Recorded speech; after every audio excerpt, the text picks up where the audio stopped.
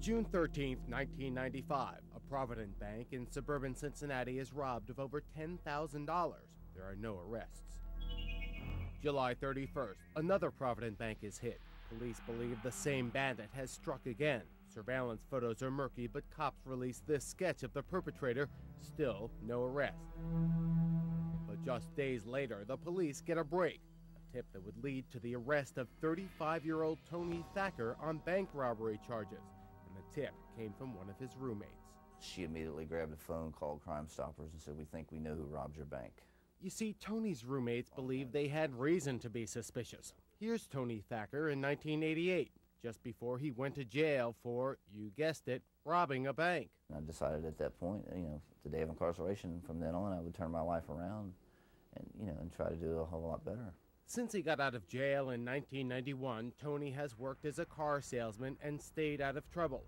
But witnesses from both bank robberies ID'd Tony as the robber. After the lineup, the two detectives came in the room where I was at, and he said, "Mr. Thacker, we're going to charge you with bank robbery."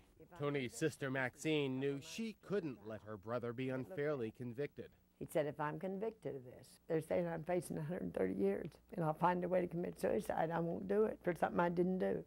Tony swore to cops that he had an alibi, that at the very time that the second robbery was taking place, he was in another bank making a legal deposit, not an illegal withdrawal.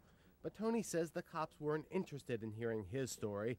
Maxine knew she would have to be the one to clear his name. She was pounding people, steady calling. The detective told me that she aggravated him to death, day in and day out, trying to prove me innocent. First, she found the check Tony had deposited just as the second robbery was underway and showed it to the cops. He had 6 people IDing Tony. He wasn't interested in my checks. So after languishing in jail for more than 3 months, Tony's trial began. Witness after witness testified that Thacker was the gunman. I'm actually thinking, how can he actually sit there and say, "I robbed this bank"?